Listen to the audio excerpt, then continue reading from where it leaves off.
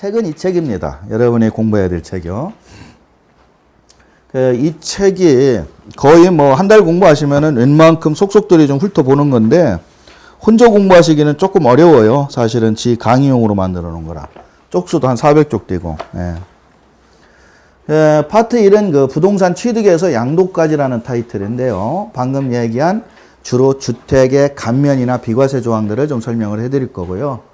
그 다음에 살 때 내는 취득세의 그 연역도 좀 아셔야죠. 그래서 어떤 거는 몇 프로고 어떻게 감면되고 뭐 해서 일반적인 그 개론이라고 생각하시면 되겠습니다.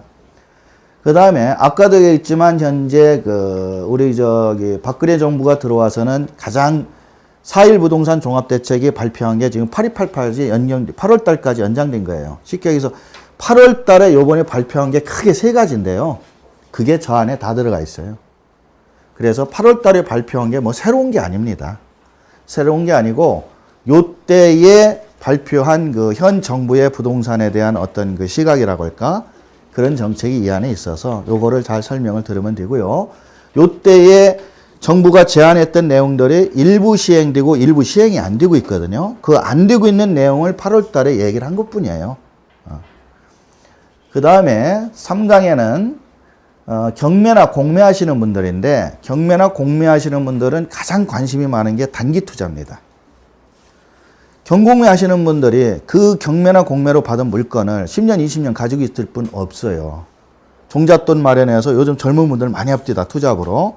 예전에는 뭐 돈 많이 있는 분들만 했지만, 그러면 종잣돈 마련해가지고 경매, 공매 1억짜리, 2억짜리 대출 끼고 전세 끼고 자기 돈 1,000만 원만 들여서 받아요. 그 젊은 분들이니까 집 수리 좀 하고 명도하고 조금 자기 작업해가지고 한 500이나 1,000만 원이라도 업시켜서 팔고 빠지거든요. 근데 요거를 하나만 하는 게 아니라 1년에 한 10대 개 돌리면 자기 연봉보다 더 많이 나와. 근무하면서. 집 명도하고 이러는데 꼭 낮에 근무할 때 가면 퇴근하고 가면 되는 거지. 그 다음에 경매 받는데 뭐 인터넷으로도 되고 다 되는 세상인데 뭐 굳이 자기가. 그래서 이 경매나 공매하는 분들, 저희가 강의하다 보니까 예전에 저쪽 그 북극성이라고 경매 많이 하는 데인데, 강원도 쪽에 뭐 그 소형 아파트만 한 50개 가지고 있는 친구 봤어요. 강원도 쪽에. 방금 얘기한 대로 다 1,000만 원 이하로 샀어. 어떤 건 돈도 한 푼도 안 들이고 사요. 전세 끼고 대출 끼니까. 직장 다닌 친구인데 결혼도 안 했어요. 30대 중반밖에 안 돼. 물론 그거 다 털고 나면은 혹시 들어오지 않는 것도 있죠. 그러나 만약에 경기가 조금 살아서 그 30몇 개 되는 것들이 1,000만 원씩만 올라도 3억이야. 근데 그렇게 자금 희전을 하다 보니까 계속 사고팔고를 합니다. 자, 양도소득세에서 단기양도라고 양도소득세에서 얘기하는 게 보유기간이 몇 년이죠? 세율을 높게 때리는 거.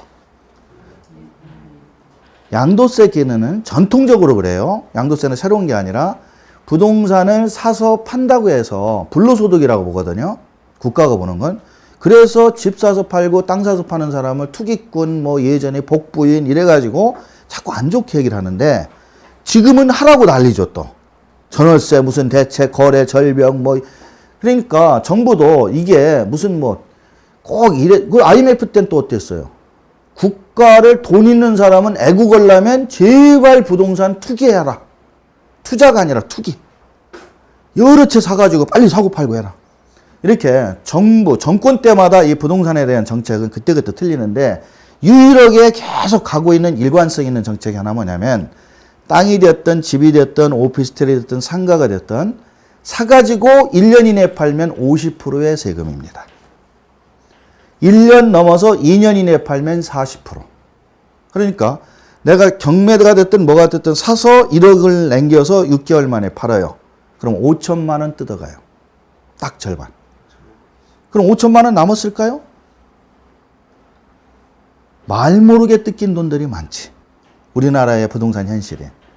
그렇게 팔다 보면 중개 수수료도 법정 수수료에 의해 추가로 주는 돈도 있을 수 있고, 그 다음에 그렇게 사고 팔려면 열심히 차 타고 현장 답사도 했을 테고, 많은 분들 만나서 소주도 한잔 먹었을 테고, 식대도 들어가고, 여자분들 같은 경우는 또 옆에 그런 것도 잘 보는 분들 또 쫓아다니면서 밥도 사줘야 되고, 기타, 자기도 모르게 들어간 돈이 꽤 있다. 두 번째 가장 큰 건 대출 이자입니다. 대출 이자를 양도세에서는 공제 안 하거든요. 왜? 대출 이자 공제해주면 돈 있는 사람도 은행 대출 받아서 삽니다. 그래서 형평성 문제 때문에 대출 받아 사는 거는 이자에 대해서는 공제를 전혀 안 해요. 특히 경공매 할 때는 이자가 비싸요. 어찌됐든 이와 같이 1년 이내에 팔면 50%, 1년 지나서 2년 이내에 팔면 40%. 그래서 2년이 넘어야만 정상적인 6에서 35% 이런 세율로 세금을 때려요. 이게 단기 양도에 대한 중과라는 뜻입니다. 다주택에 대한 중과가 아니라 보유기간이 짧으면, 그 얘기는 뭐냐면 집을 사면 2년은 가지고 있어라. 이렇게 사고팔고를 많이 하는 사람은 투기꾼이기 때문에 세금을 많이 때리겠다. 그런데 현재의 이 부동산에 관심 있는 젊은 친구들은 빨리빨리 사고 팔아야 뭐가 떨어지지. 그게 언제까지 가지고 있어요. 떨어질 것 같으면 빨리 팔아야 되고, 주식이나 똑같은 건데. 그래서 이런 분들은 50%와 40%의 세금 때문에 남는 게 없어요. 자기가 온갖 경매 공부하고 머리 쓰고 뭐 어디 가서 뭐 알아보고 현장 가서 하고, 그래서 열심히 해서, 그렇다고 세금 무섭다고 손해보고 팔 수는 없잖아. 세금 내기 싫다고 1억에 산 거 9천에 파나? 그럴 수는 없잖아. 그래도 세금을 내면 반은 얻는데. 그러니까 열심히 잘 팔았는데 절반 뜯어가 보세요. 옛날에는 이게 조금 통했어요. 절반 뜯어가도. 기준시가 제도라는 게 있을 때는 산 금액을 세무서가 계약서를 보자고를 안 했어요. 팔은 금액도 계약서를 보자고 안 했어요. 그래서 기준시가 제도로 가기 때문에 조금 다운 계약서도 쓰고 업 계약서도 쓰고 이렇게 내리고 올리고 하면은 절반을 내도 크게 억울하지 않게 빠져나올 수 있었어요. 지금 그거를 못하지 않습니까? 여러분들 최근에 부동산 거래 해봤나 몰라도 쌍방 실지거래 제도가 완전히 정착이 되어 있고, 그게 등기부에도 금액이 올라가기 때문에 못해요. 그래서 꼼짝없이 이렇게 내는, 이익에 대한 해법이 있느냐? 있습니다. 단 조건은 몇 가지 있어요. 그래서 그런 쪽에 관심 있는 분들한테는 저하고 같이 공부하는데, 이 경공매 투자, 단기 투자에 대한 세무 전략은 부동산 매매 사업자라는 타이틀로 빠져나갑니다. 그 매매 사업자 공부를 이제 이때부터 하게 된 거죠. 그래서 파트 1에서는 주로 양도, 취득, 그 다음에 경매할 때 양도소득세의 세율을 줄이는 방법, 감면, 비과세 이런 걸 좀 하시고, 그 다음에 이제 4강. 이거 목요일 날 하는 거죠. 요거 목요일 날, 요거 다음 주 월요일, 요거 다음 주 딱 한 3시간에 하나씩 끝나는 거예요, 이거 지금. 이게 무지하게 빡센 강의예요. 요거 다음 주 목요일 3시간에 다 끝내버려요. 근데 요거 하나만 가지고 예전에 12시간 하던 강의입니다. 경매하시는 분들 제가 갔을 때. 그 다음에 요 부분은 이제 아까 얘기 잠깐 했었죠. 어떤 분이 땅이 있는데 집을 지어서 판다? 양도세로 낼 거냐, 소득세로 낼 거냐. 그러면 양도소득이냐, 종합소득이냐인데, 자, 우리 마음대로 적다고 양도세를 우리가 신고하고 세금 냈어요. 그러면 세무서가 받아줘야지. 세무서 입장에서는 많이 받아야 되는데, 이 친구가 자기 마음대로 양도세를 줄여서 신고해놓고 뭐 누르랄라 하면은 세무서에서 무조건 오케이 할까요? 아니죠. 그럼 세무서에서도 따지고 들어올 거 아니야. 그러니까 우리도 그런 부분을 정확히 공부할 것. 그 다음에 5강은 신축 판매업자, 집을 지어서 판다는 전제에서 공부. 6강은 집을 지어서 임대를 준다는 하에서 전부. 또 하나는 집을 안 지더라도 다른 사람이 지어놓은 집을 사서 세를 주는 거. 뭐 그것까지 같이 공부하는 겁니다. 근데 요거는 요번에 나오는 그 4일 대책이나 저거하고 이제 맞물려 있는 게 많아요. 그러나 요 2개나 요 3개는 하나로 묶어져 있는 거예요. 자, 지가 아까 신축과 임대를 구분을 했지만 현장에 가보면 사실 그렇게 딱 부러지게 구분되는 사람 10명 보시면 99% 그런 분이 없어요. 요즘은. 한 채라면 모를까? 다가구 단독을 지었다 하면 모를까? 원룸이나 도생주택처럼 다세대나 이런 거를 10개, 20개 지었다. 그러면 각 호별로 분양을 하잖아요. 팔아야 되는데 어떻게 10개가 10명한테 다 팔립니까? 한 대여섯 개 팔리고 서너 개 남지. 그럼 남으면 공실로 놔두나? 누가 새 들어오겠다는데? 보증금 내고 월세 내겠다는데. 지금 또 비 오면은 또 망가지잖아. 그러니까 대개 이 두 개를 겸직하게 돼요. 겸업을 하게. 팔리는 거는 신축 판매, 세 주는 건 임대해서 대개 이런 분들은 두 가지가 같이 겸업이 됩니다. 예. 요거는 상세해설이에요. 목차. 우리 강의. 이거는 다 공부는 못해요. 다 공부는 못하고 여러분들은 아마 프린트에 없을 거예요. 그냥 대충 보시면 돼요. 대충 저런 거를 이 강의를 수강하면 앞으로 저런 거를 공부를 하는데 저게 나한테 도움이 되는 건지 안 되는 건지를 판단하시라는 뜻이에요. 이거는 아까 얘기한 부동산에 대한 일반적인 개론이죠. 대충 훑어주는데 취득에 대해서도 요즘 관심이 많으니까 4.1 대책이나 8.18 대책과 관련해서 취득세, 집은 어떻게 사면은 세율이 낮아진다. 이런 것들. 그 다음에 이제 집을 사면은 무슨 세금이 나오냐면 재산세가 나옵니다.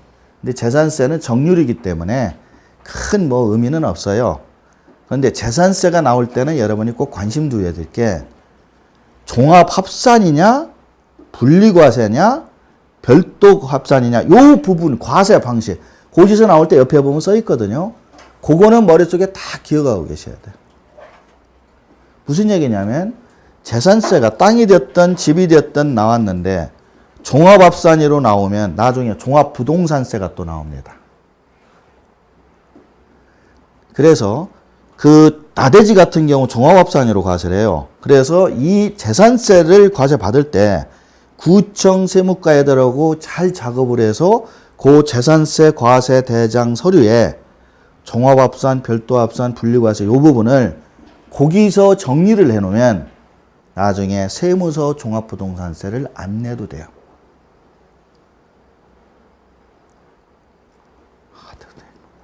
그러니까 종합부동산세는 재산세하고 연결되어 있어요. 종합부동산세를 과세하는 과세관청인 세무서의 재산세과 직원들은 현지 조사를 하는 게 없습니다. 다 구청에서 날라온 이 재산세 과세 내역을 가지고 종합부동산세를 과세하기도 하고 안 하기도 하고 그래요. 즉, 이 종합부동산세는 구청 재산세가 과세가 될 때 그때 구청 직원들한테 내 토지의 형질이라든지 주택의 모양이라든지 이런 거에 따라서 그 과세 방법을 달리하면 이것까지 영향을 미칠 수 있다. 그 다음에 이제 일반적으로 세율 보는 법 이런 정도를 끝내고요. 그 다음에 이제 양도세 계산 흐름도에서 두 번째가 이제 양도소득세를 집중적으로 좀 공부합니다. 그래도 가장 중요한 게 가장 큰 세금이 양도세거든요. 그래서 양도세는 이제 어떤 식으로 계산이 되고 여러분들이 어떤 서류들이 있어야 되고 또 이제 필요경비 같은 경우는 어떤 걸 가지고 해주고 또 장기 보유는 어떤 때는 80%고 어떤 때는 30%고 여러분들이 누락하고 있는 거. 즉 80%인데도 불구하고 여러분이 깜빡하고 30%로 공제하고 신고하는 경우가 있어요. 엄청난 손해죠. 예. 그런 것들을 놓치지 말라 하는 것들. 예. 그 다음에 이제 4.1 부동산 종합대책은 크게 이슈가 네 가지인데 양도세 감면이라든지 중과 폐지라든지 근데 이런 것들은 지금 유예가 돼 있죠. 그래서 이번 8월 달에 오히려 지금 또 얘기 나오겠는데 아직 시행된 게 아닙니다. 예. 그래서 이슈 1하고 이슈 2는 시행이 된 거니까 그건 좀 공부해야겠죠. 요게 지금 보여주는 게 이제 요게 마지 세 번째 강의할 때 경공매 단기 투자라고 해서 아까 얘기한 그 경매나 공매할 때 50, 40% 세율 먹던 거를 줄이는 건데 그 핵심이 뭐라? 매매 사업자다. 그렇게 되게 된 연역을 우선 이해를 합니다. 왜 중과 이런 것들 집이 여러 채 있고 이런 것들 중과제도를 왜 없애자고 하는지. 지금 참 그 일반 언론이나 이런 데서 나오는 말을 보면은요. 중과제도 이러면 여러분들 어떻게 생각해요? 집 많이 가지고 있을 때 세금 뭐 60% 노무현 정부 때 때리던 그 세금 있어. 아, 그거 없애자는 얘기구나. 일반적으로 그리 생각해요. 근데 저희 같은 세무 전문가들이 볼 때는 그런 측면이 아니에요. 중과제도는. 2009년도에 이미 60%, 50% 했던 그 집이 많다 해서 세금 때렸던 거는 이명박 정부 때 이명박 정부가 청와대에 들어가자마자 2009년도에 다 내려버렸습니다. 그래서 이미 세율은 2009년, 즉 5년 전에 이미 다 지금 일반 세율로 정상화돼 있어요. 폐지가 되든 완화가 되든 삭제가 되든 현재의 제도상으로는 세율 자체는 똑같아요. 장기보유 특별공제라는 것도 원래 집이 여러 채 있으면 안 해줘 그랬는데 그것도 2년 전에 이미 해줬어요. 다 해줘. 다만 토지만 현재 안 해주고 있죠. 그래서 중과면은 그런 건 다 없어져요. 그런데 뭐가 살아있냐? 매매사업자의 비교과세라는 게 있습니다. 그 다음에 법인사업자의 30% 추가과세라는 게 있습니다. 예를 들어서 경매하고 막 경기도에 강원도에 30개 이런 게 있는 사람들이 방금 얘기한 그런 집을 사고 팔잖아요. 그럼 세율이 소득세 세율보다 쉽게 얘기해서 세금을 2배 더 낸다 이렇게 생각하시면 돼. 그런 게 살아있으니까. 그런데 실제로는 그런 사람들이 집을 많이 사고 팔 수 있게 장려해줘야 이게 사는데 실제로 거기에서 그런 사람들 딱 세금 조이는 건 살아있다고. 그러니까 그런 제도를 폐지해야지. 그래서 중과제도를 폐지한다고 하는 실익은 매매사업자 비교과세를 없앤다. 법인사업자 30% 추가과세를 없앤다. 이런 점이 무지하게 중요한 거예요. 그래서 그런 부분들에 대한 설명들을 하면서 매매사업자가 됐을 때 과연 내가 이익이 되냐. 양도세로 매매사업자 사업자 등록을 안 내고 세금을 어떤 사람 1,000만 원 냈는데 과연 내가 이런 매매사업자가 되면은 과연 500으로 주느냐, 남들과 똑같이 1,000만 원 내느냐, 이런 거를 실제 계산 사례를 가지고 검토할 겁니다. 법 가지고 하는 게 아니라 실제 그런 경복매를 했던 분들의 사례를 가지고 하니까 여기는 여러분들이 주택 신축이나 임대에 관심이 있다면 여러분은 매매사업도 관심 있는 분들이에요. 왜? 연세가 좀 드신 분들은 내가 하나 집 원룸 지어서 임대 20개 정도 지어서 월세 한 1,000만 원씩 받는데 그거를 어떻게 세금을 좀 줄이는 방법을 좀 연구해보고 내가 알아보자. 이걸로 끝날 수 있어요. 연세 드신 분들은. 근데 좀 젊은 분들은 그렇게 해서 들어온 돈으로 경매가 되었든 뭐가 되었든 괜찮은 물건이 있으면 또 대출 끼고 사서 붙여서 팔고 또 사서 팔고 이걸 해야 하잖아요. 계속. 그러니까 이것은 다 같이 알아둬야 될 내용입니다. 법인이류도 하는 경우 있고 그래서 이제 법인이류도 할 때 또 물어보시는 분이 있어요. 젊은 친구들은 이왕이면 그 혼자 사는 것보다는 법인명으로 해가지고 좀 크게 가자. 그 다음에 이제 4강은 파트 2 첫 강입니다. 예, 양도소득과 사업소득은 어떤 논리냐면요. 여기에 이제 소득세법상 소득급은 종합소득이 좀 뭐 잘 모르는 얘기들이 막 나오죠. 예. 요거는 이제 전체 세금 중에 단순하게 딱 뭐 사고 팔면 양도세만 냈는데 요거는 사업소득세. 요거는 사업자 등록을 하셔야 돼. 세무서에 가서. 근데 사업자 등록을 할 때 주택 임대하시는 분들한테 사업자 등록하고 오세요 하면은 딱 보면 내 세금 많이 뜯어가세요 하고 사업자를 해왔어요. 갈 때 뭐로 해주세요 하고 가야 돼요. 여러분들이 이 부분 강의 듣다 보면 책에 있는데 대한민국의 임대사업자는 하나만 있는 게 아닙니다. 임대사업자의 종류가 한 5종류 있어요. 즉 자기가 세주는 집이 원룸이냐 투룸이냐 다가구냐 고가주택이냐 아니면 구청에 신고되어 있는 임대주택법에 의한 임대주택이냐 해서 자기가 세주고 있는 그 주택의 유형에 따라서 사업자 코드가 한 5가지가 틀려. 그래서 그 코드별로 국가가 인정해주는 비용이 다 틀려. 똑같이 그 5분류에 해당되는 사업자가 있는데 1년에 5천씩 벌었어 월세를.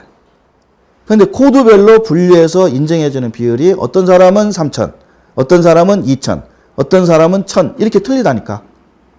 그럼 비용을 3천 인정해주는 사람은 2천만 원만 벌었다고 해서 세금을 때려. 근데 1,000만 원만 인정해주는 걸로 사업자를 내면 4천만 원 벌었다고 세금 때려. 근데 일반인들은 그런 의식 없어요. 그런 것들이 하나의 절세 포인트가 돼요. 원칙적으로.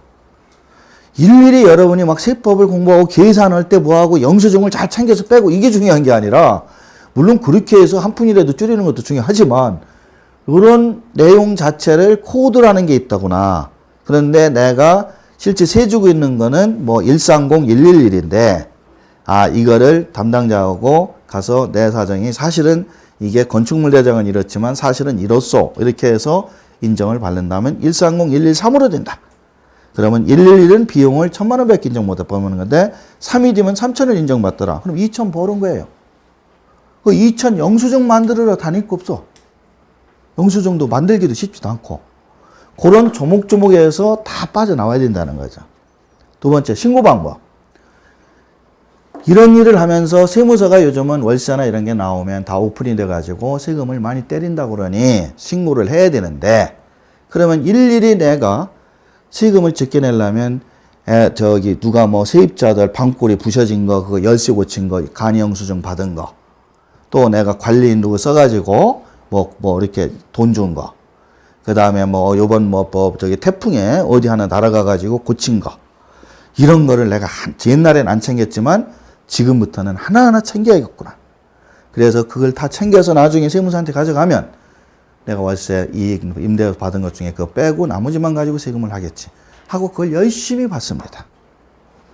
그러면 그걸 받으려면 주는 사람이 그냥 줄까요? 예를 들어서 어디 지붕에 뭐가 날아가가지고 공사업자 불러서 공사를 방송공사하고 뭐 해서 쉽게 해서 돈 1,000만 원 드렸다고 합시다. 근데 이제 나 이거 1,000만 원 비용 공제 받으니까 김 사장 영수증 하나 해줘야 되겠어. 그러면 그 사람이 세금계산서 이런 걸 가져와야 되거든요. 일반 계산서는 안 됩니다. 그 정도 금액 되면. 그래서 그런 정도는 다 알고 그거 좀 해줘. 그러면 그 사람이 예 100만 원 더 주세요. 부가세 내야지. 1,100만 원을 받아야 돼. 100만 원 그 사람이 먹는 게 아니에요. 100만 원 부가세 받아서 세무서 내야 되거든요. 세금계산서. 근데 100만 원 주기 싫으면 세금계산서 안 끊으면 돼. 그러면 안 받고 100만 원을 아낄 거냐? 100만 원을 더 주고 계산서를 받을 거냐? 무지하게 고민하죠. 엄청 고민합니다. 결론은 거의 안 받고 안 줍니다. 나중에 가면 될 대로 되겠지. 그런데 그렇게 할 분이 있고 안 할 분이 있어요. 예를 들어 이런 분은 무지하게 억울해. 철저하고 꼼꼼한 분이라 그런 거에 대해서 누구한테 미리 사전에 알아봤더니 그런 증빙서류 없으면 나중에 비용 공제 못 받아서 세금 다 낸다더라. 그래서 악착같이 부가세 주고 간이계산서 받을 때도 그 사람이 뭐 달라고 하면 주고 해서 영수증을 다 세금 부가세 이렇게 해서 챙겨왔어. 근데 5월달 소득세 신고할 때 세무서 사무실 이거 다 필요 없어요. 이거 가지고 계산을 한 것보다 이거 없이 계산한 게 세금이 더 적습니다. 어쩌실래요? 영수증 다 가져온 걸로 장부해서 계산하면 저 세무사 수수료도 좀 비싸고 세금은 요만큼입니다. 근데 이게 싹 없다 가정하고 계산하니까 세금 요만큼이고 제 수수료도 반인데 어쩌실립니까? 그럼 이렇게 해줘. 돌아서면서 집에 가서 일주일은 못 잡니다. 내가 왜 그 돈을 다 썼나? 안 줘도 되는 돈들은. 그걸 미리 공부해야 돼. 미리. 1년 다 지난 다음에 하루에 소용없어요. 쉽게 해서 그 논리, 지가 이렇게 얘기한 논리가 내가 추계신고 대상자냐, 내가 기장신고 대상자냐, 그걸 미리 판정하라는 얘기예요. 내가 기장신고 대상자로 판정이 된다면 그걸 챙겨 써야 되는 게 정상. 내가 추계신고 대상자라면 그런 거 전혀 없어도 상관없어.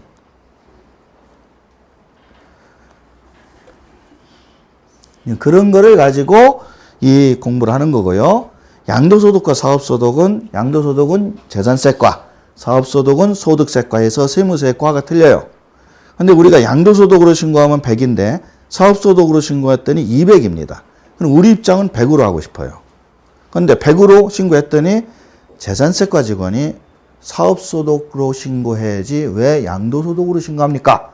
그래가지고 그 서류를 소득세과로 보내버리면 소득세과 직원이 100 낸 거는 돌려주고 세금은요 깎아서 차가감 이런 거 없어요.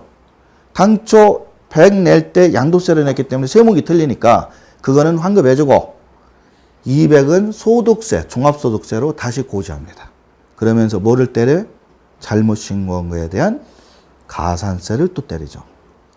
더 맞는 것도 억울해 죽겠는데 근데 제도가 자진신고 납부제도라고 해가지고 전부 납세자한테 그 책임을 밀어놔서 우리가 무조건 책임지고 제대로 했어야 된다. 이런 논리야. 그러면 우리는 황당하잖아요.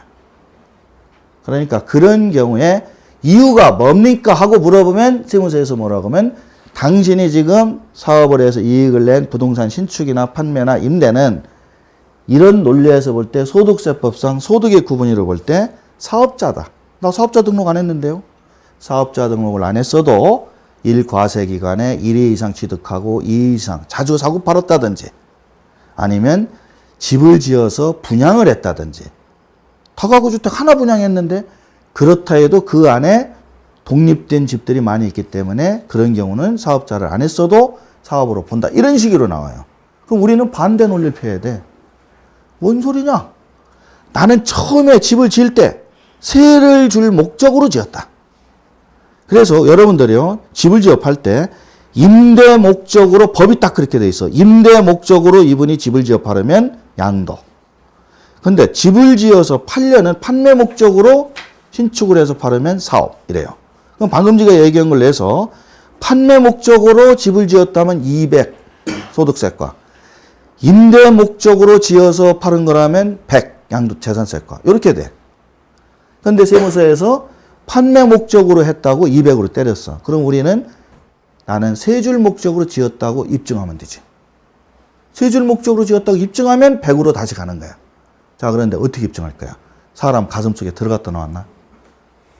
집 짓는 분, 집 질 때부터 가슴속에 여자들 가슴에 들어가면 큰일 나고, 집 질 때부터 이 건축주 속에 이 사람이 과연 집을 지어서 세 줄 목적인지, 팔 목적인지 아무도 모르잖아. 그래서 서류로 입증을 해야 돼요. 사실은 이런 세금이 왔다 갔다 하면 우리는 우리한테 유리한 쪽으로 얘기는 합니다만은 제가 실제로 현장에서 겪어보면 두 가지 다 목적이 있지. 팔리면 좋고 안 팔리면 세주고. 그런데 우리는 세금 나올 때는 임대로 가야 돼. 그러니까 그럴 때는 어느 것까지 그 국세청이 보냐면은요, 그 집을 짓고 동네 부동산에 나온 매물장까지 봅니다. 조사가 진행되면. 그래서 그 매물장에 이 집주인이 팔아달라고 내놓은 건지 세 뽑아달라고 내놓은 건지 이렇게 철저해요. 모르잖아요, 사람 속을. 그러니까 그런 거. 두 번째는 이 사람이 분양 목적이라면 집을 지어서 카탈로그를 만들어서 동네 아줌마들 통해서 전철이라도 돌렸다라든지 이런 근거 서류라도 봐야 돼요. 담벼락에 뭐 붙인 거라도 있다든지. 근데 세월이 지났다? 없다? 그러면 안 돼요. 임대, 가로수라든지 벼룩시장 같은 데에다 줄광고 내시잖아. 거기에 내용이 뭔지 이런 것들을 종합적으로 판정해서 이렇게 사업이냐 양도나를 판정해서 세금을 대줍니다. 근데 이 세금의 차이가 투디로 맞는 사람은 엄청나게 비교가 틀려요. 그래서 이런 것들을 우리도 알고 준비해야 된다. 그래서 집 짓고 이럴 때 나는 어느 방향으로 갈 거다 그러면 방금 얘기한 이런 서류들을 다 버리지 말고 미리 준비해야 됩니다. 그게 이제 주택 신축. 그 다음에 집 질 때 여러분들이 가장 물어보시는 것이 공사비인데, 공사비 할 때 도급을 주죠. 거의가. 여러분들은 직영이라고 해도 사실은 도급인 경우가 많아요. 왜? 여러분이 다 짓는 거 아니니까. 그러면 동네 업자나 종건업자나 단종업자가 와서 계약서를 쓸 때 그분이 부가세를 달라고 합니다. 공사 지금 3억 5천짜리 공사 들어갑니다. 인건비 뭐 재료비 뭐 해서 1억 원어치 공사할 때마다 1억씩 주세요. 근데 계약서 일반적으로 여러분들 써요. 그러면서 제일 나중에 이 중에 인건비 부분은 부가세가 없으니까 그 부분 빼고 다른 공사 부분 한 50% 해서 2억 정도는 내가 50%니까 거기에 부가가치세 10% 2천만 원. 이렇게 공사. 계약서 쓸 때 부가세 별도로 쓰거든요. 그리고 나중에 부가세 2천 건축주한테 주세요. 그러지. 저한테 공부하신 분들은 절대로 안 준다 이럽니다. 그러면 공사 하도급 들어간 사람 목숨 걸고 덤빕니다. 그게 남는 건데. 그렇게 많이 안 남거든요. 근데 부가세 안 준다 그래. 왜? 환장하는 게 공사한 사람은 자기도 밑에 누구 시켜서 공사 또 할 거 아니에요. 조그만 거. 그 사람하고는 부가세 줘야 하거든. 근데 이 사람 안 줘, 원청자가. 그럼 자기 돈에서 뜯기는 거 아니에요. 그러니 난리지.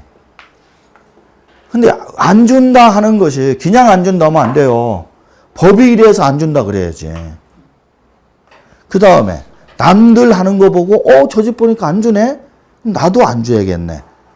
하고 안 준다 했다가는 작살 맞을 수도 있어. 저 집은 제대로 주택으로 허가받아서 사업자도 국영해서 해서 안 준다는데 이 집은 오피스텔을 몇 개 싹 낑겼네.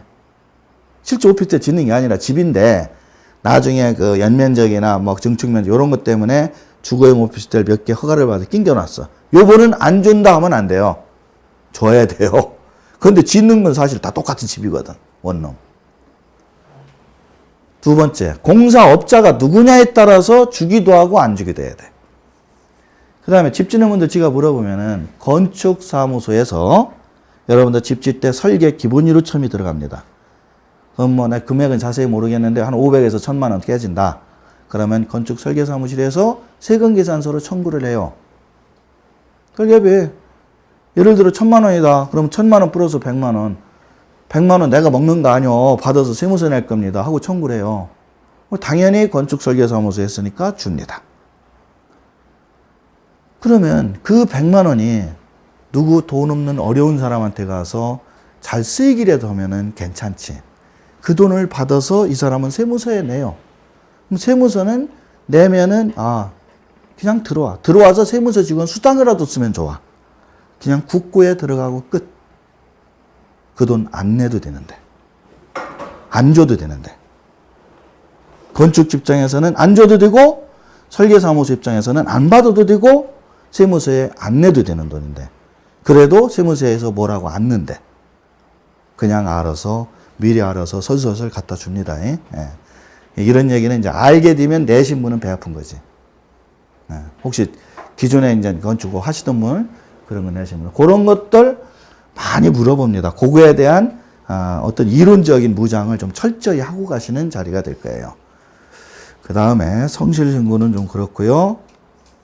마지막에는 이제 주택 신축 판매는 이런 식으로 아까 쭉 보시고 임대사업자는 제가 중간중간에 얘기했죠. 그 주택 임대에 대해서 하고 저도 뭐 별 뾰족한 수는 없지만 주택 할 때 세입자들의 월세 소득공제 제도라는 게 있는데 그 소득공제 제도가 이번 8월달 대책에 또 업그레이드가 됐어요.